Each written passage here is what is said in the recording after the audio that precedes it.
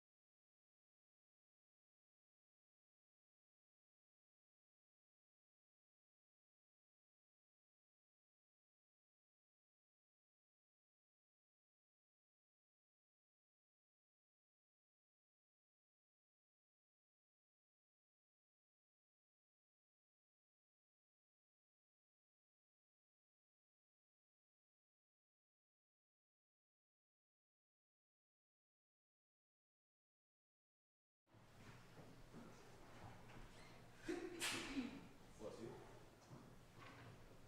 We'll be doing a scripture reading out of the book of Numbers, chapter 30, verses 1 through 2. Moses spoke to heads of the tribes of people of Israel, saying, "This is what the Lord has commanded. If a man vows a vow to the Lord or swears an oath to bind himself by a pledge, he shall not break his word. He shall do according to all that proceeds out of his mouth."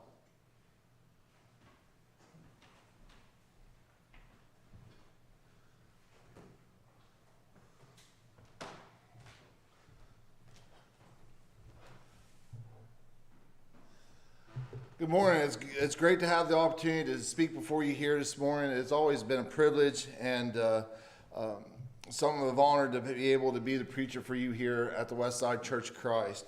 This morning when I was doing my video sermon, I saw, and this is like 5:30 in the morning, Rebecca Brunetti was on. So I put on there, "Ha-ha, wakey, wakey."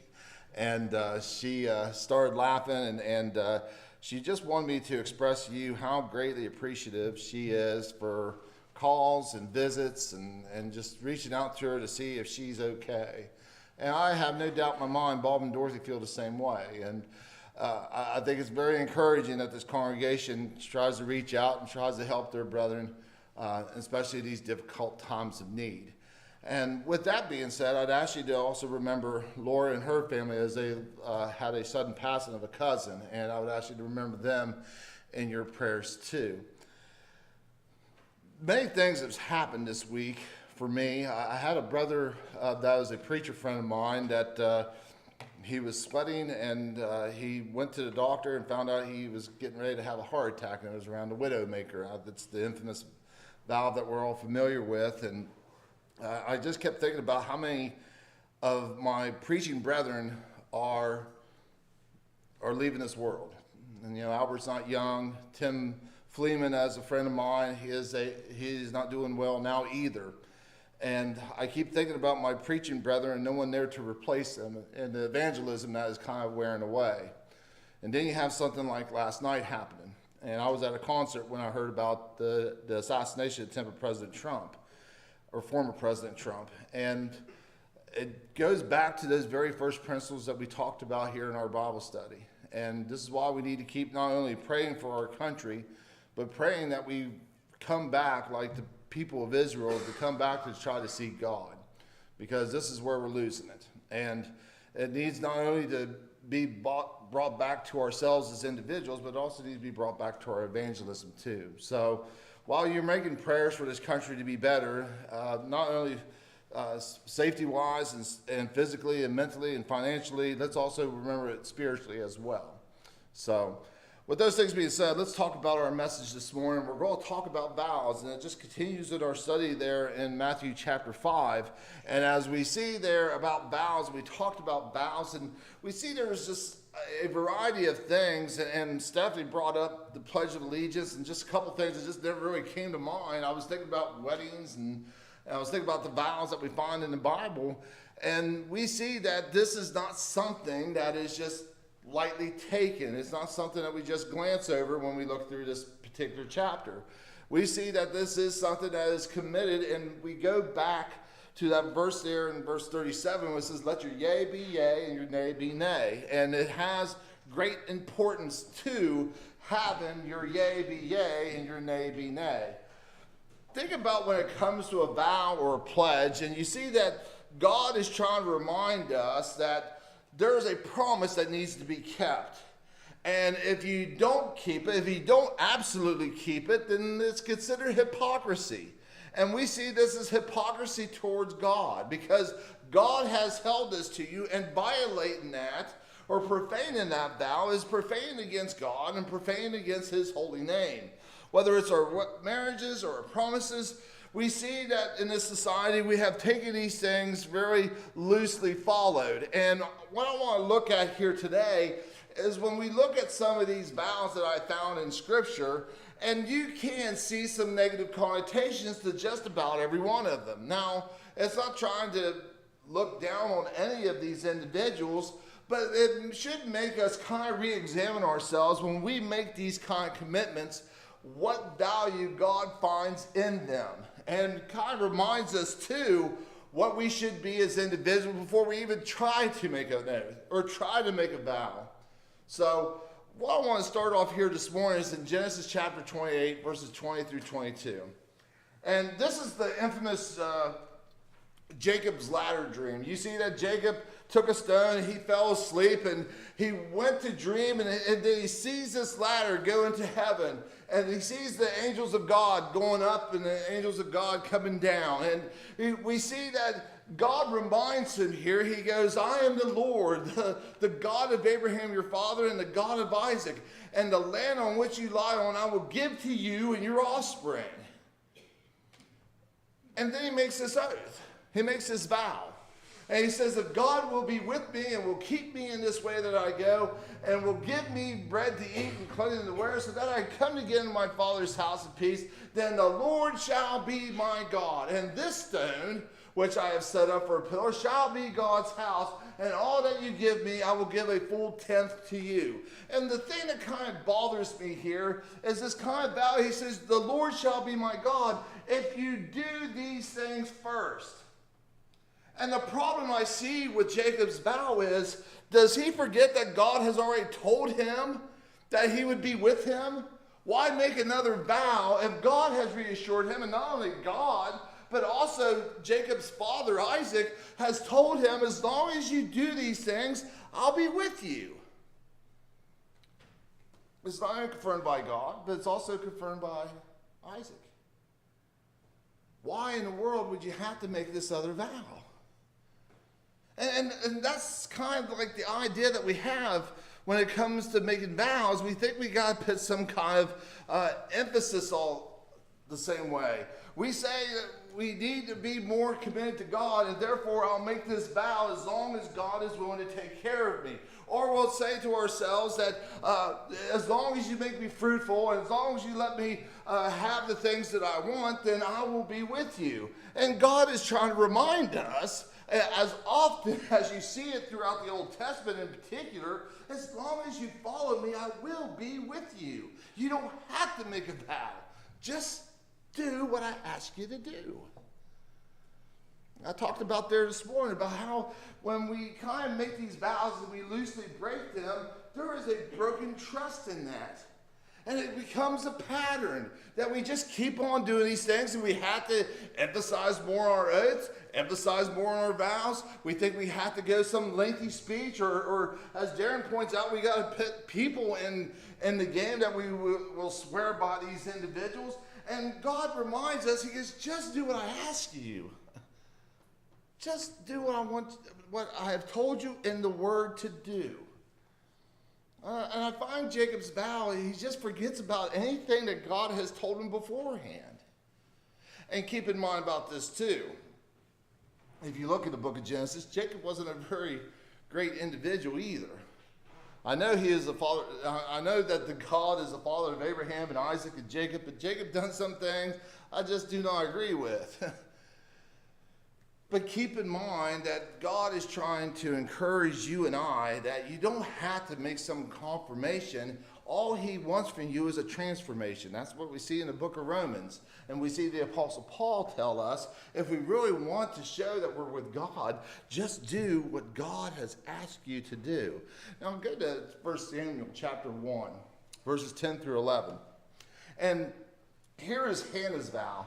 And once again, I don't want to make it sound like that Hannah was foolish or Jacob was foolish or any of these individuals are foolish. I just want us to think about how these vows were made with all the information that we have been given. And here we see that in this situation that Hannah's upset because of her husband's wives were making fun of him because she had children, but Hannah did not. And this bothered her so much that she wept bitterly. And she prayed to the Lord at this time when she was deeply distressed.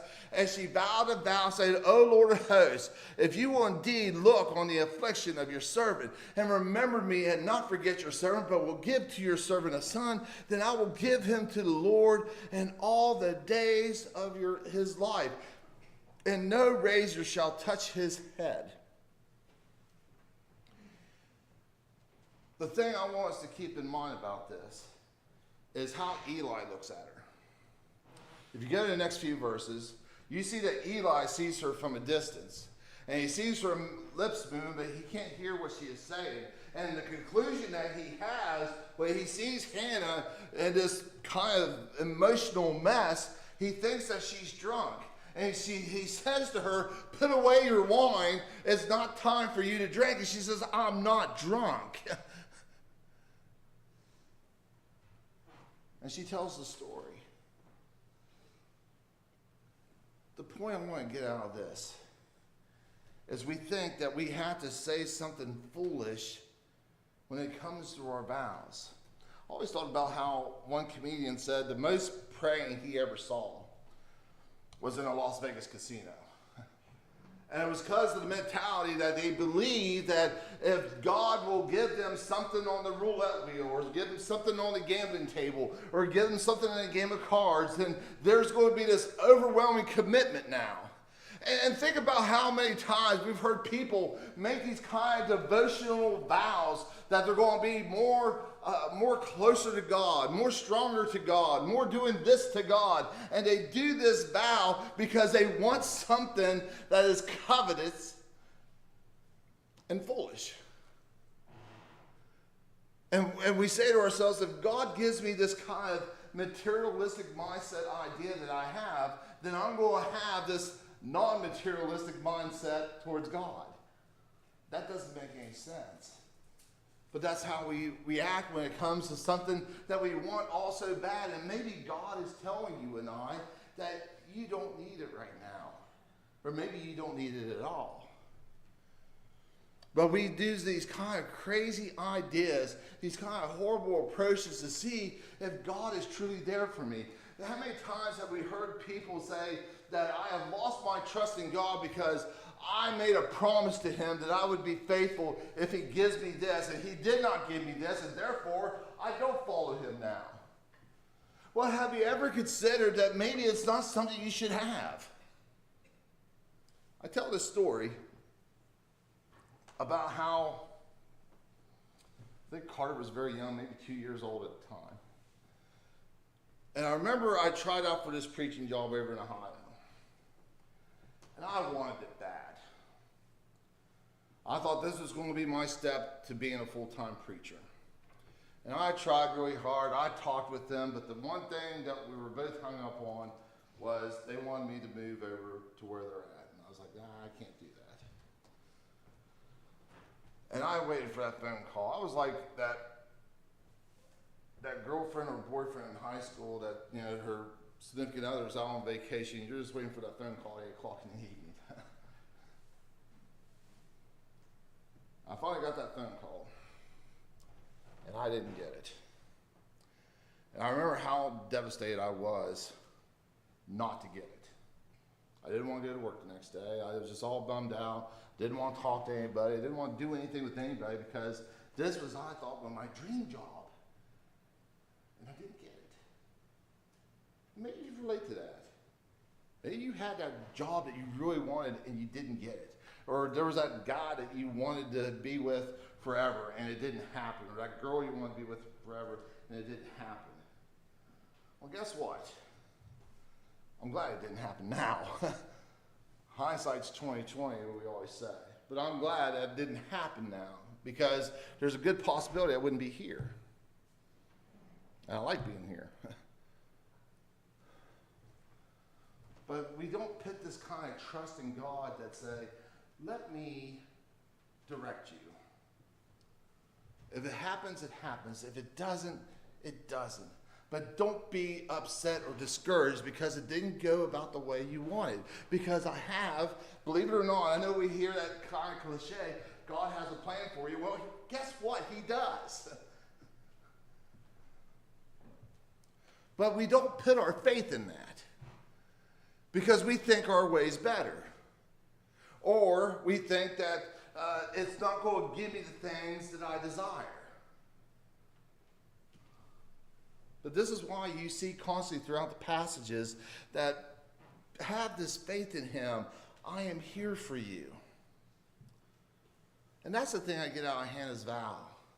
Because sooner or later, there's a reason why Hannah didn't have children. And there's a reason why when it comes to Hannah's child, and she'll have more children after Samuel, that this is going to be a very instrumental child when it comes to God's plan. So don't get distressed when things don't go your way. And don't get distressed when you want something really bad and it doesn't happen. And by all means, don't make some kind of foolish vow that does not go the way you want it to go. Then you go to Job chapter 27, verses 2 through 4. Job makes a vow here too. But this one's a little bit unique. And the reason being is because of who this vow he is making to. We think it's God. It kind of is. But God is not the audience that he is talking to here. He says, as God lives, here's where the vow starts. He says, who has taken away my right in the Almighty, who has made my soul bitter, as long as my breath is in me and the Spirit of God is in my nostrils, my lips will not speak falsehood and my tongue will not utter deceit. That's fantastic. But here's the problem with that. He does not say this to God. He says this to his friends. Because if you look from pretty much the heart of the book of Job, it is an interaction between him and his friends. And what he is trying to do here is he is trying to confirm to his friends that I am going to follow him. I'm going to be dedicated to him. And his friends like, no, you can't be because you wouldn't be in this situation if you were that dedicated to him. But the problem here with this vow is he's making this kind of confirmation to his friends, and he does not really put God in the equation here. And that's why his friends respond the way they did. We don't need to have confirmation. If you look throughout passages, there is a plea by God not to have confirmation, but he desires for you to have transformation. That goes back to the book of Romans. Do not be conformed to this world, but be transformed with the renewal of our mind. And he's trying, and that's the thing that we see Job's vows all about here. He has been faithful to God. And he has not shown deception to him. He doesn't really show it before this vow. He doesn't really show much of it after this vow. So why do you say this? That you're not going to do this if you already are doing these things. It goes back to your yea being yea, your nay being nay. If you are already being this commitment to God, it doesn't matter what the world thinks. It doesn't matter what the view is from your friends. If you are going according to the Word of God, don't listen to that. Don't listen to that foolishness. Because people will tell you you're not following according to the will of God. And that's because they're trying to consort to their own desires and their own pleasures.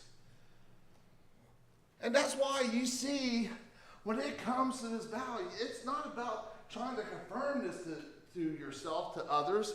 You should be able to show this. I just put down a list of things when it talks about this transformation. When it comes to being a child of God, do you really curse others, or do you speak kindly to them? Do you get angry, or do you control your responses? Do you steal, or do you protect the property of others? Do you shirk your responsibilities at work, or do you give your employer an honest day's labor? Do you show disrespect towards others, or do you show consideration? Do you tear others down, or do you build them up? Do you ignore and abuse your spouse or children, or do you love and give them attention? Do you do whatever it takes to satisfy your desires, or give unselfishly to help and please others? If you're going about trying to do the things that's pleasing to God, why do you need to confirm it to anybody? Because you can get all kinds of advice in the world, and it does not mean that the advice is good. But that's the thing I find struggling with Job's vow. Is a struggle that he thinks he's got to get acceptance from somebody in order that he is doing the right thing before God. Now go to 2 Samuel chapter 9, verses 7 and 8. David is trying to find somebody within the house of Jonathan. And he finds one. And his name is Mephibosheth. And this individual has had a very rough life, because when Saul no longer is king and they are trying to escape the kingdom because people were trying to take their lives, the handmaid, when Mephibosheth was very young, decided to pick him up and run out with him. When unfortunately she drops him and he can't walk. And David is asking, is there somebody in the house of Jonathan that I could tend to? Here comes Mephibosheth.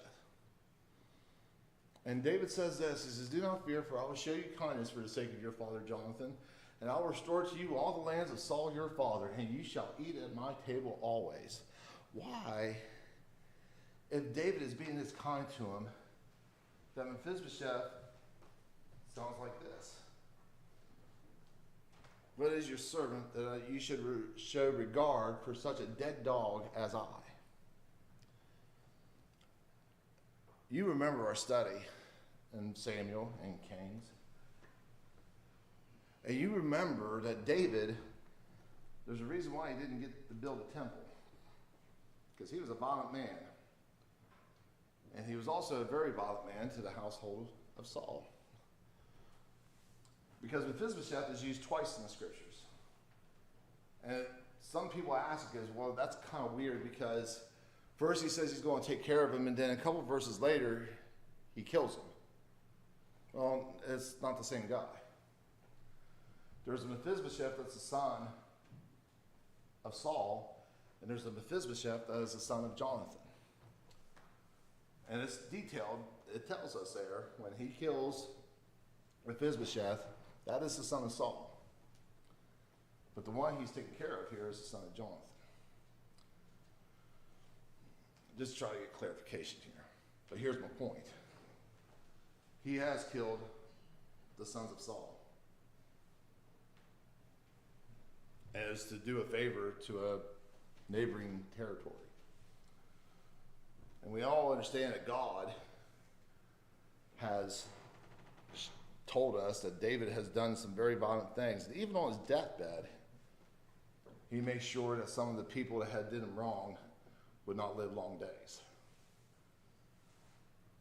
So it should not be a shock to us when someone that mean and that violent goes to this individual and he knows the past or the future of what David can do, he would respond this way. Why are you being nice? Is this a trick? It goes back to telling you about the kids and the tools. They've always had a pattern of doing these things and not telling me or not being honest about it. So the one time that I have done something wrong, I'm not looking for me to be the problem. No, I'm looking for them to be the problem. This is why you see when it comes to deception and lies and not being able to have your yay be yay, your nay be nay, you see that when you have to have that challenge for your yay to be yay and your nay to be nay, people question it. And that's the thing I find in David's vow. There's a question that comes along here, and it's like, is this a joke? Am I being punked? And it's the idea that there's a hard time trusting in this. Then we go into, I told you about our rash vows. And if you look at Ecclesiastes chapter 5, verse 2, it says, "Be not rash with your mouth, and nor let your heart be hasty to utter a word before God. For God is in heaven, and you are on earth. Therefore, let your words be few." And we talked about Jephthah's vow, and we see he made a vow before the Lord and said, "If you give me the Ammonites into my hand, that whatever comes out from my doors of my house to meet me, when I return in peace from the Ammonites shall be the Lord's, and I will offer it up for a burnt offering." And many times people will make the argument, because we all know after he makes his vow, the first person that comes out of his door is his only daughter. And whether you think that they did some kind of different burnt offering or they did an actual burnt offering of her, no matter the case may be, we all can come to the same conclusion that that was a dumb thing to say. Because God was with him. He was a judge, for crying out loud. And God looked over the judges at the time. And as long as they did the right things for the eyes of God, you see that God was with them. And here this guy, he has to go against this battle against the Ammonites, and he makes this kind of foolish, rash vow.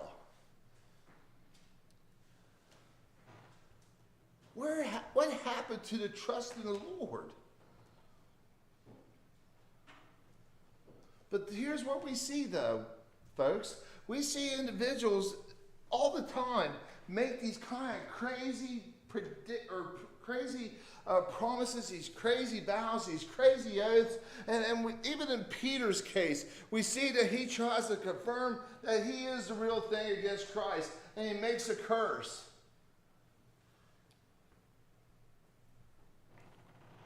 The idea that we think that we have to be this quick, there's a reason why James tells us to be slow to speak and slow to wrath, because our mouths get way ahead of our minds on many occasions. Look at King Saul's vow, where they're out and they're fighting, and we see that the men are growing weak. And we see that they were hard pressed that day, and Saul laid an oath on the people, saying, "Cursed be the man who eats food until it is eaten, and I am avenged on my enemy." So none of the people have tasted food. Continue on. I want us to get here at verse 26. Here's why the people were fearful and did not do it, with the exception of a couple. When the people entered the forest, behold, the honey was dropping. But no one put his hands to his mouth, for the people feared the oath. Brethren, when we have put people's words on such a high pedestal that we disregard anything God has said, there's a problem.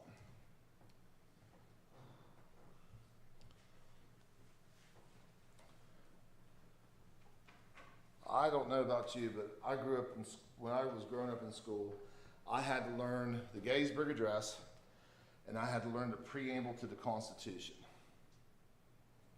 I don't remember all of it now.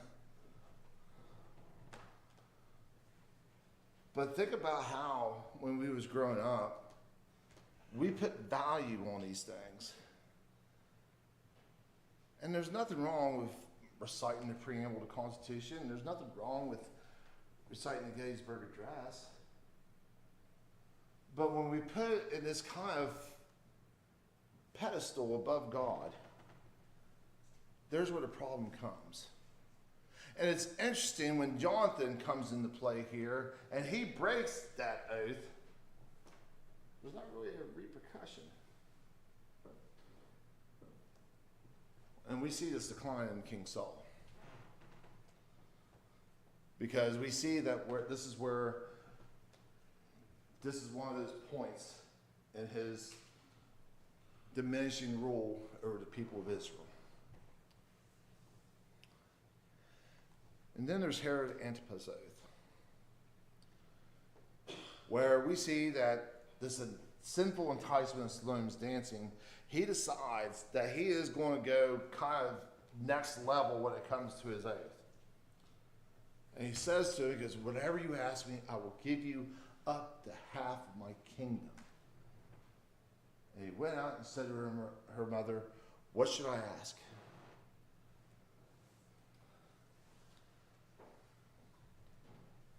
Think about that mental picture, if you will, that she wants a decapitated head on a platter. And remember, Herod, his first thought when he came into interaction with John was, I'm going to kill him. But then it came to this idea that, no, I'm not going to do that because I fear the people. And also, to a certain aspect, fear God too.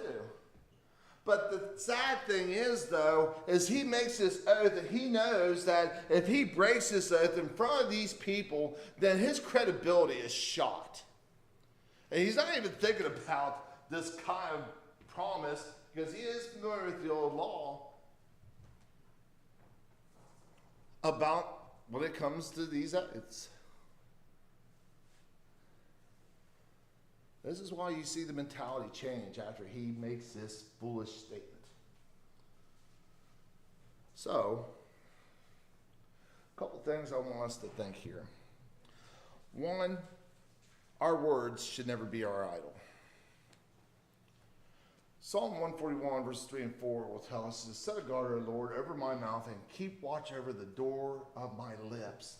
Don't let my heart incline to any evil, to busy myself with wicked deeds and company with men who work iniquity, and let me not eat of their delicacies. The only words we should really submit to is God's. And sometimes we let certain words become our idol. Also, too, it is better for a vow never to be used. We talked there in Ecclesiastes chapter 5, verse 2. But if you continue on verse 3, it says, dreams come with much business, and a fool's voice with many words. He says, when you vow a vow to God, do not delay paying for it. For he has no pleasure in fools. Pay what you owe, or pay what you vow. It is better that you should not vow than you should vow and not pay. That goes back to Matthew chapter 5. And we see where, when it comes to showing this confirmation that we are for real, let your word and your character be your guarantee. Do not take an oath at all, either by heaven, for it is the throne of God, for by earth, for it is its footstool, or for Jerusalem, for it is the city of the great king. And do not take an oath by your head, for you cannot make one hair white or black. He is trying to remind us here, if you really want to be an individual that's for real, show it through your character. Show it through your actions. Let that be the representation of you. Do not let, anytime you would, I don't know about you, but every time I watch a presidential debate now, I turn it off. Because it's just nothing but foolishness talking to foolishness. It's just words. And it gets old. And that's the same way that we see sometimes today where everybody does all this talking but never do any action. I told you about a time where I had a friend, he kept telling me, he goes, oh, what a horrible world we live in. All the drugs and all the poverty and all this and all that. And he just kept going on. He's like, this is bad, this is bad, this is bad, this is bad. And I just wanted him to stop, and I said, well, what do you think we should do about it? Silence. I guess if I want him to be quiet, just ask him what do you think we should do? But that's kind of the mentality. We get on social media and we'll rant about something, and we never say, well, what should we do about this? We complain about what's going on in society. We complain about what the government's doing. We complain about the kind of sad situation we saw there last night. And we just sit there and we just complain. We're just like the people of Israel, where God simply says, do something about it. I'm here to take care of you. And I will never leave you nor forsake you. Why can't we hang on to those words?